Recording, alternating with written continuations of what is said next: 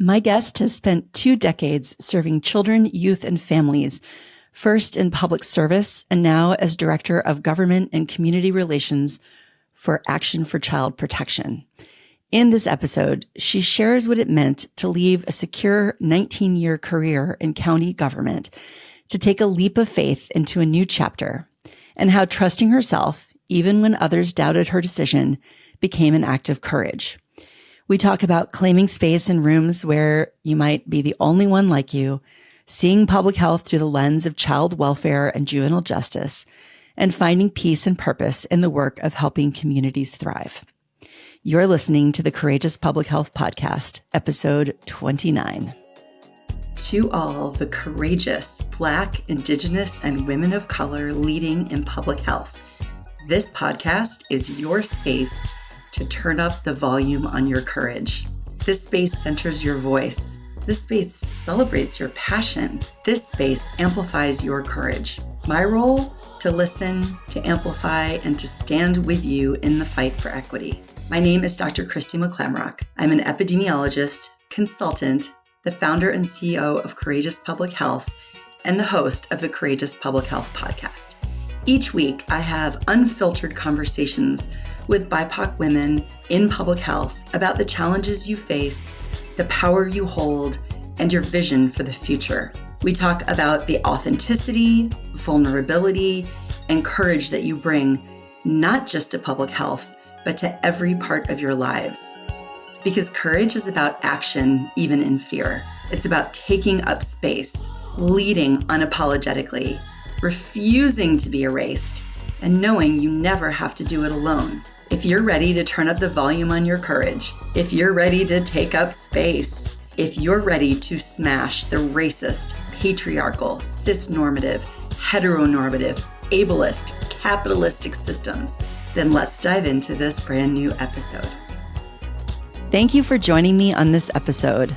I'd like to start by introducing myself if you're brand new to the podcast, or reintroducing myself if you're a returning listener.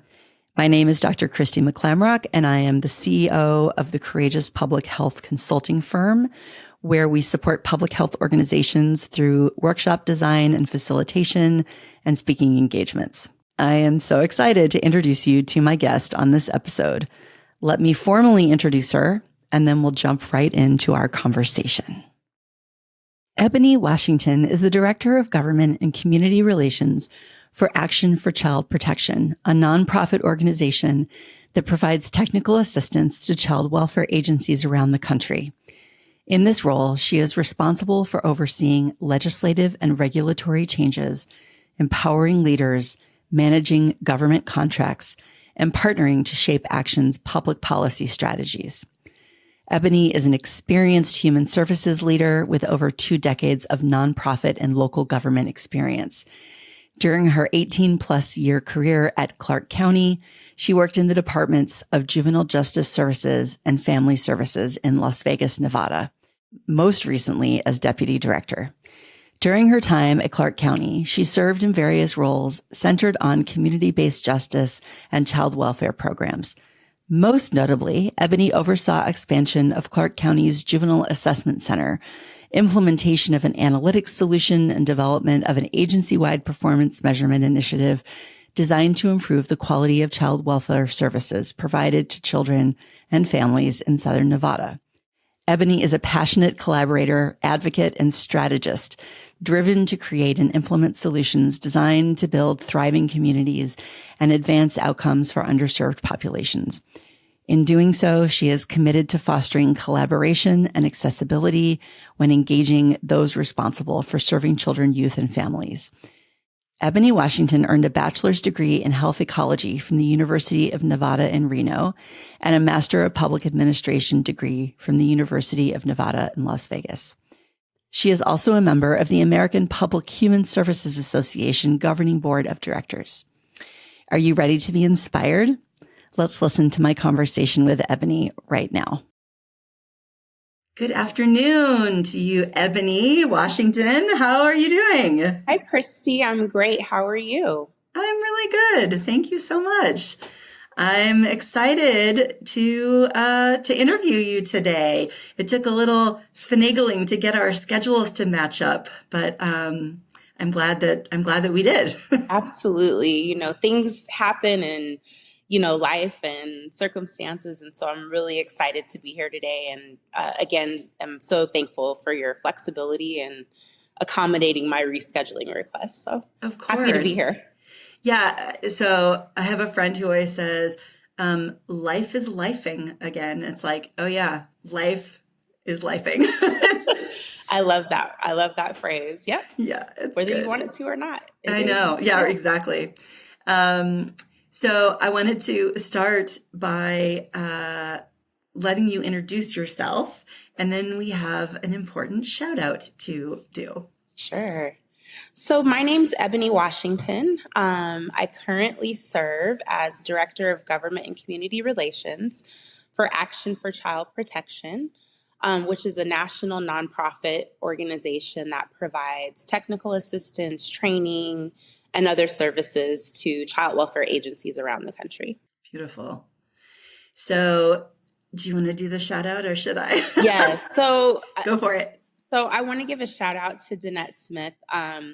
She gave my name to Christy, and so I really appreciate Danette. I had the amazing opportunity to meet Danette through a board that she and I currently serve on. When I joined the board, Danette was chair, and so as chair, she took me under her wing, taught me, talked to me, showed me how to be a great board member.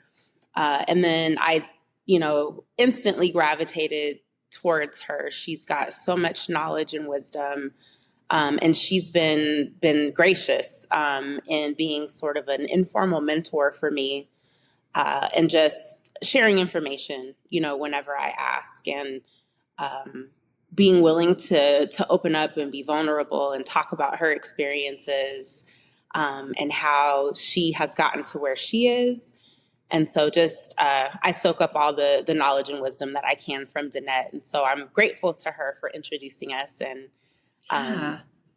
encouraging you to give me a call. So Yeah, yeah, thank you, me Danette. too, because my experience with the Danette was very similar. That, it started on a board, and she also kind of took me under her wing and did some mentoring. And she's she's such an incredible person that yeah, I'm always honored to have a chance to connect with her, and yeah, like Absolutely. super excited to connect with you. Absolutely. Yes. Awesome. Okay, well, let's jump into our questions. Okay. So, I want to start out by asking you about courage. And I always think it's important to remind everyone that the difference between bravery and courage is that bravery is taking action without fear, and courage is taking action despite fear. And I feel like courage is like very relevant topic these days. And so I'd love to hear from you about some experiences from your professional life, your personal life, any parts of your life where you feel like you've acted courageously. Okay. So the first thing that comes to mind is a professional example. I've been with Action for Child Protection for a year. So I just hit my year mark about 2 weeks ago. And prior to that, I served almost 19 years working for the county here in Las Vegas, Clark County, and spent those almost 19 years working in child welfare and juvenile justice. And so when I made the decision to leave public service and sort of venture over to the private side of the world, people told me I was crazy. I remember telling my mother that I was taking a trip, a short day trip, to visit with the CEO. And just have a conversation with her. And I didn't tell my mom she was the CEO or anything like that. I said I'm going to go with another colleague and meet some people. And the first thing my mom said to me was, "You're not leaving your job, are you? You're not thinking about leaving your job, are you?" And so, you know, as a intuitive mother that knows her daughter very well, she picked up on it immediately. And my mom's generation, I would say, like, they're not known for taking risks, especially career wise.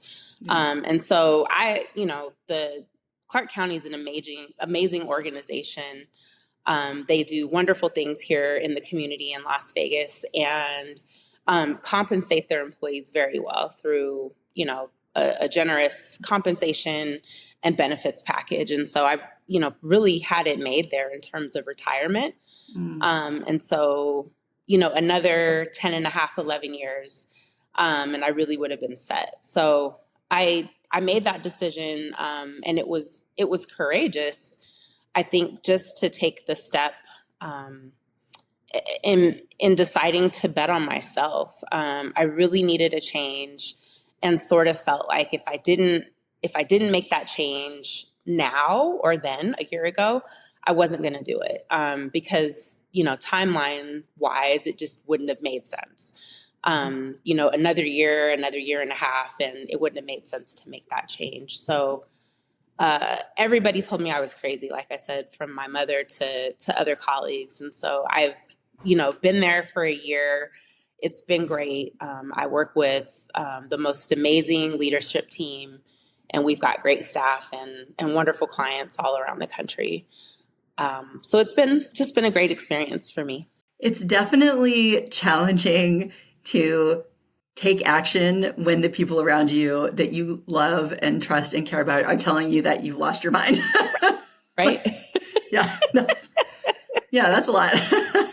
Right. You're crazy. Why would you leave that job? Right. And wonderful, like a wonderful organization. Yeah. But again, I needed a change, and I'm not a person that really takes risks. So I think that was the other, you know, area that was sort of shocking for a lot of folks. You know, your question, what have I done courageously, professionally, personally? I don't take a ton of risks personally. And so I can't even think of an example that I would want to share here. Yeah. I'm a pretty private person. And so I can't even think of anything personally. So for somebody like me, for those that know me, to make this change, to even think about making this change, was a big leap for me. And, you know, again, I'm glad that I was able to, you know, sort of close my ears and not listen to, you know, all the folks telling me that I was losing my mind.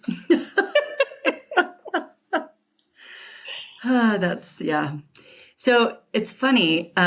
We talked for a few minutes before hitting record, and I'm like, well, I can think of another courageous thing that you've done that you told me about before we started, which was to be on this podcast. This is your first podcast interview. Yes. Yeah. So I'm definitely a podcast consumer. Yeah. I listen to more podcasts than anybody has time to listen to. So yeah, like making the decision to be on this podcast was definitely a courageous leap for me. But again, I'll, you know, go back to Danette. I would run through a brick wall for that woman. So when I know, like, I trust her. And so her recommending that I speak with you and talk with you about my experiences, I just, you know, something told me you have to do it. You have to get out there. You have to share whatever I say might help somebody else or inspire somebody else. So yeah, absolutely. Well, so thanks for picking up on that, Christy, in our short little chat together. Yeah, absolutely. And, you know, it's one of those things where now that you are thinking, you know, more explicitly about courage from this conversation, I would not be surprised if you go about your life and then you're like, you know, that's kind of there's another little courageous thing. Like maybe there will be more courageous things that you notice because you know, it's easy to not notice when we're going about our lives and you know, doing all the things that we ordinarily do. Yeah, absolutely. Like everybody's doing podcasts, right? And so that's something I'm like, that's not a big deal. But for someone like me, it is. I'm fairly introverted and, you know, again, a pretty private person. But you're absolutely right. I'm sure I'll think of several other things where I'm like, pat myself on the back, right? We'll have to check back. We'll have like an update about that. We'll have an update. Yes. We'll have an update. I'll start keeping a list. There you go. Perfect. Okay. Well, the next thing that I wanted to ask you about is it's in relation to claiming and expressing your power, and especially in spaces that may not always welcome it. And I'm curious about, how you express and embody your power as a woman of color doing, and we talked about this as well before the interview started, about I'm gonna say it's doing the work of public health, because you are doing the work of public health, even if you don't, even if your title is not public health professional, so thinking about maybe some challenges you faced and if you have any strategies around navigating those. Yeah, I think that's a great question. So a bit more about my background. Yeah. I'm born and raised in Nevada. You don't find many Native Nevadans still living in Nevada. I grew up actually up north in Reno, Nevada, and was blessed to be able to attend private school my whole way, sort of through elementary and high school.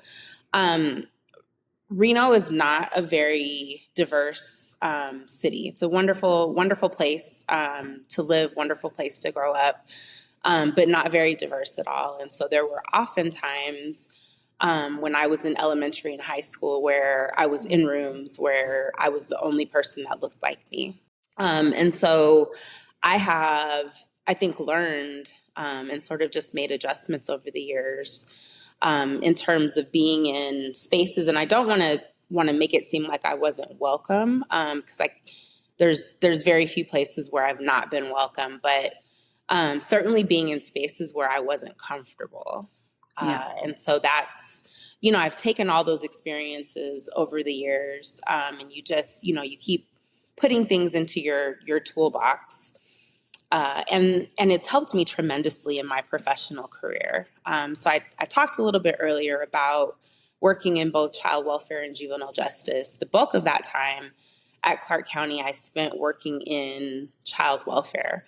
And so that was probably a courageous career change as well. But I left child welfare to go over to juvenile justice. And they're sort of interrelated areas here, the way that things are structured in our community.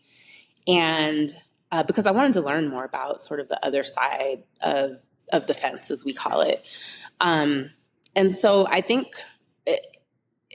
going over to juvenile justice, which is a law enforcement, like a semi-law enforcement agency that employs peace officers. There's juvenile probation officers are the bulk of the employees that work there.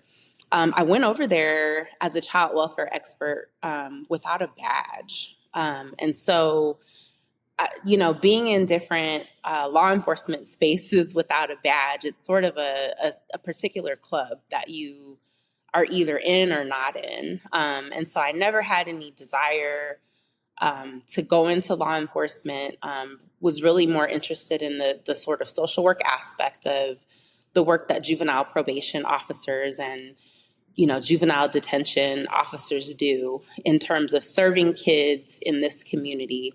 So I didn't thinking about the law enforcement aspect of the department wasn't even something that I considered. But there were many times where I was in different rooms and meetings and different spaces with other law enforcement agencies and within the department itself. And because I didn't have a badge, I wasn't necessarily welcomed. Opinions weren't necessarily valued. And, to sort of call back to my earlier experiences, I think I just, you learn over the years that I'm gonna walk into any room that I need to walk into, that I feel that I can contribute to, and be confident and courageous, regardless of whatever the circumstances are. And so that's a skill that I've learned over the years. And so I think walking into those rooms, knowing that I was armed with my experiences in child welfare, and knowing the system, and knowing how kids that, foster kids that end up over on the juvenile justice side of the house due to, behavioral health crisis that we're in the middle of. And you and I could probably spend another hour just speaking about that. But knowing that I do possess, knowledge and information, skills that make me valuable in this room. And so over time, I think folks just really got to know, like, it doesn't really matter. Eboni's coming into the room, and I've got, I'm going to throw my elbows and wiggle my way into a seat at the table. So just claiming my seat at that table, and I'm here to advocate for kids. And that was the sort of the backpack that I wore, the armor that I wore, is, no matter what, I bring knowledge, I bring information, I've got experience, I'm confident in that. And I'm an advocate for children and an advocate for the community.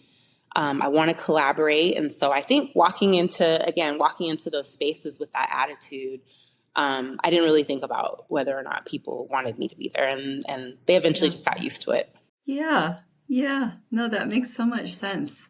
And I appreciate that you differentiated between spaces where you're not welcome versus spaces where you might feel a little bit uncomfortable versus spaces where there's no one else in the room like you. So you could still be welcomed, but the fact that there might not be anyone else in the space like you, whether that's, you with your racial identity or your, or not having a badge, like that also has an impact, right?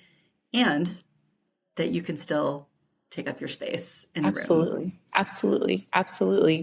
Yeah, I don't know that folks are intentionally unwelcoming, but I think just human beings are, we are who we are. And a lot of times growing up, folks didn't have a ton of experiences with people that were different from them. Yeah.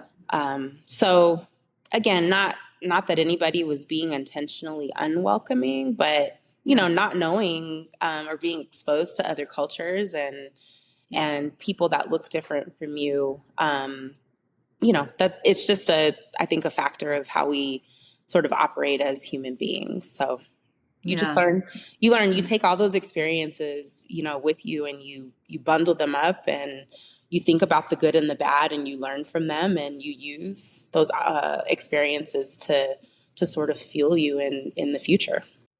Mm-hmm.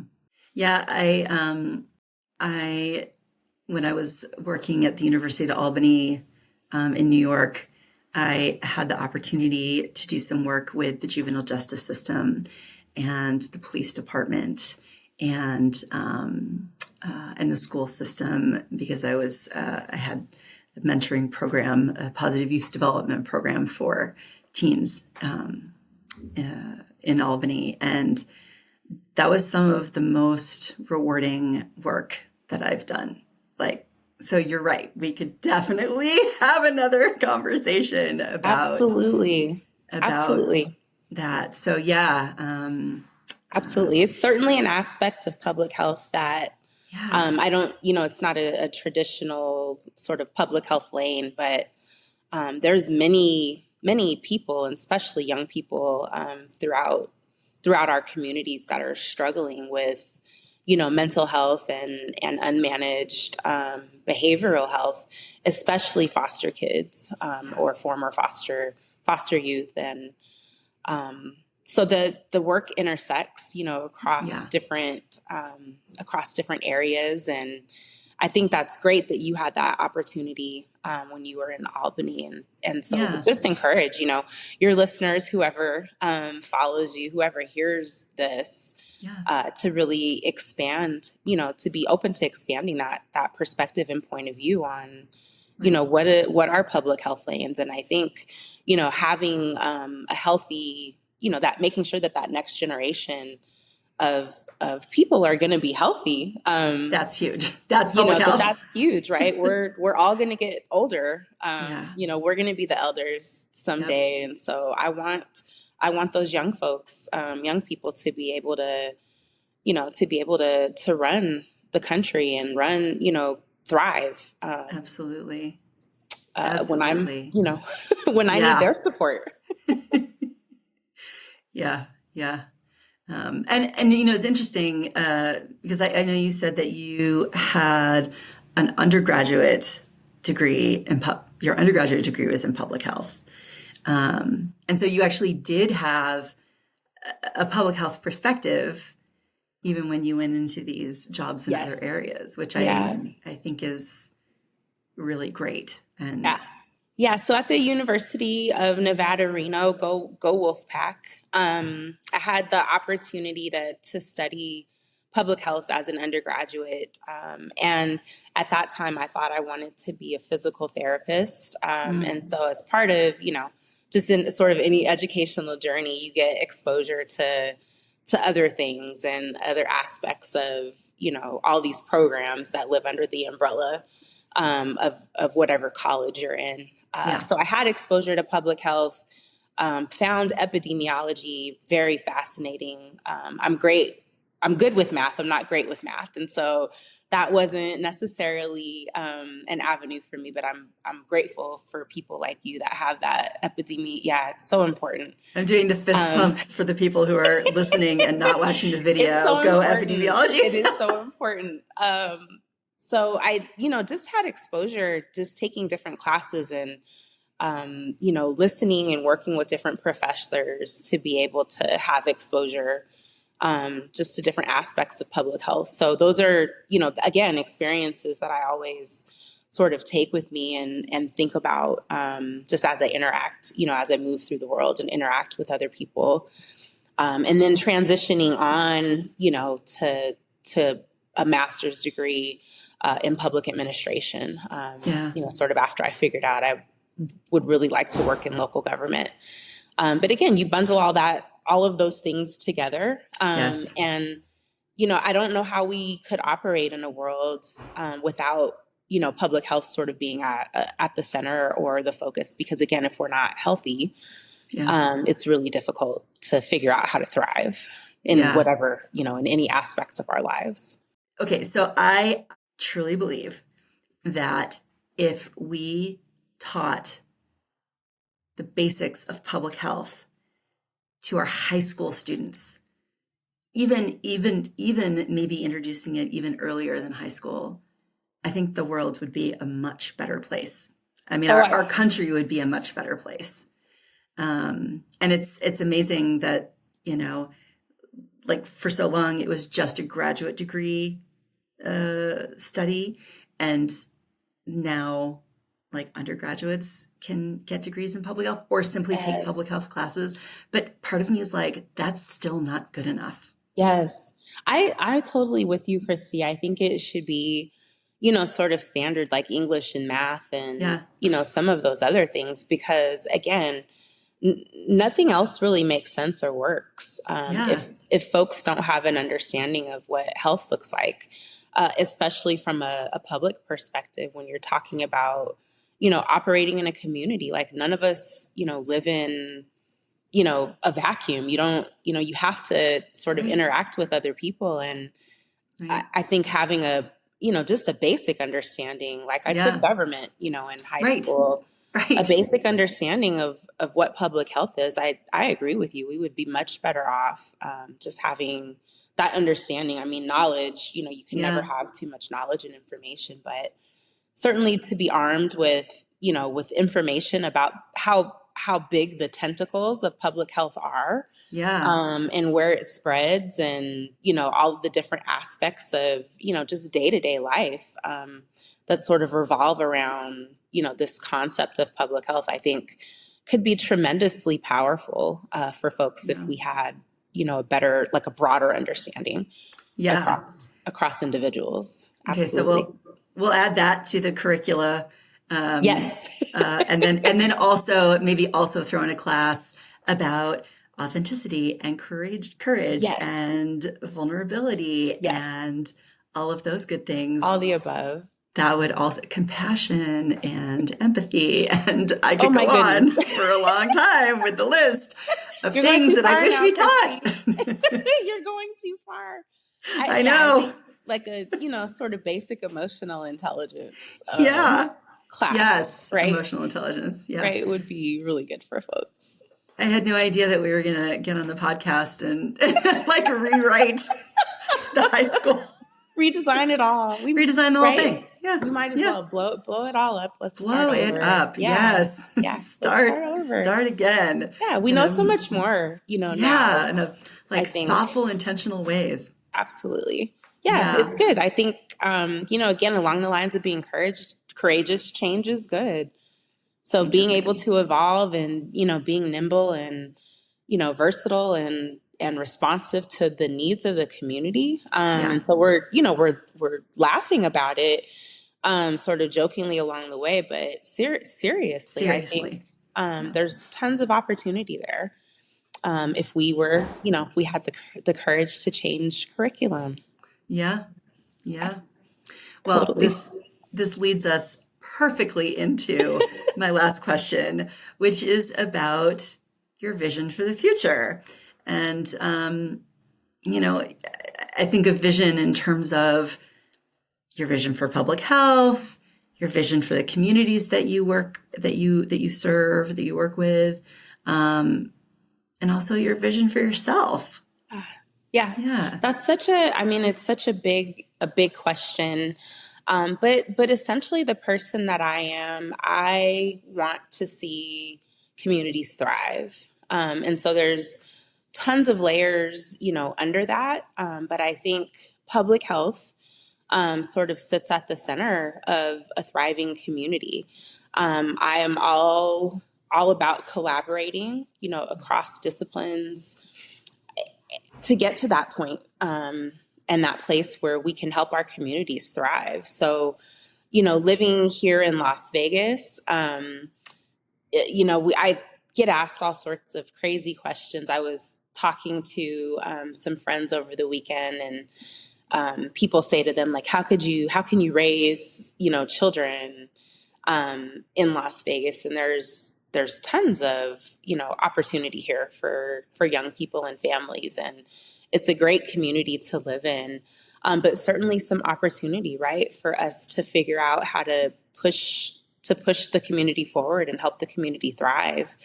And I'm, again, blessed as a consultant working for Action for Child Protection, to be able to work in other communities. And so to see challenges that exist in other parts of the country, and working with leaders in those places to just hear and try to help them figure out, right, how to move the needle and to help solve their problems and help their communities thrive. There's like themes that are sort of the same from place to place. And I think one of those areas near and dear to my heart is really working with young people, and putting young people, children, youth at the focus, like sort of at the center of what a thriving community is. I think, there's some saying out there, don't ask me who came up with it, but I think a good test and measure of how healthy a community is how our children are faring. And so I think, there's just, from a public health perspective, again, to talk about behavioral and mental health, really figuring out what we need to do to support children and youth, and to help them thrive. And so that's really a vision for me for the future, is thriving communities, and places where young people can be, be themselves, be authentic, and where we support that, and we foster creativity, and just, making sure that kids are happy and healthy. And I think my personal vision for myself really aligns with that. I am striving for peace. And so I think, as a woman of color, that's, worked in a very challenging field of child welfare, trying to figure out how to center myself, right, and find peace and share that with others, that you can continue to do this very difficult work, to support, thriving communities and to support just improvements across the board. But you have to be able to, to take a step back and self-care and, figure out how to find peace and center yourself. And so I want to continue to progress in my career, and be able to share, my knowledge and skills and experiences and abilities with other leaders and with that next generation of leaders that's coming behind me. That's a beautiful vision. And thank you so much for sharing it. Absolutely. And thank you so much for coming on the podcast. Thank you for having me. It's been so great to meet you. I totally understand why Danette recommended you. And very glad that we're connected now. Yes, I am as well. Thank you for having me. Yeah. Again, shout out to Danette. Thank you for connecting us. For sure. There's other people that need to hear about the amazing work that you're doing, Christy. And so I'm going to circle this far and wide in my circles. We'll take it. Thank you. Absolutely. So speaking of your circles, I want to make sure that our listeners know how to connect with you, which will widen your circles even more. Right? Yeah. Sure. So you can find me on LinkedIn. Okay. And Christy will put that information in I'll put it in the show notes. But I'm on LinkedIn. You can find me there pretty easily. Beautiful. Eboni Washington. My hair might look differently. It looks different all the time. But okay, awesome. Oh, same I love face. I love it. And Ebony with an I. Ebony with an I. Yes. Well, we'll put that right in the show notes, and people can learn more about you and your courage. Yeah, please reach out. Thank you so much. You're welcome. We'll be in touch. Yeah. Thank you. Bye. Sometimes courage is betting on yourself, walking away from comfort and security because your spirit knows it's time to grow. Sometimes courage is walking into the room, not waiting to be invited, but ready to contribute. Sometimes courage is remembering that your piece is part of the work too. Eboni Washington reminds us that courage can look like quiet confidence, steady advocacy, and the choice to keep showing up for children, families, and community one decision at a time. You can connect with Eboni on LinkedIn to learn more about her work and her courage. All the links are on the show notes page for episode 29 on our website, courageouspublichealth.com. Before you go back to your day, take a minute to sign up for the weekly Courageous Public Health podcast email updates so you never miss an episode. You can do that on our website too at courageouspublichealth.com because there is more fun stuff to come. So thanks for being here. And until our next episode, stay courageous. Thank you for listening to the Courageous Public Health Podcast. Visit courageouspublichealth.com to find the show notes for each episode and learn how to connect with us.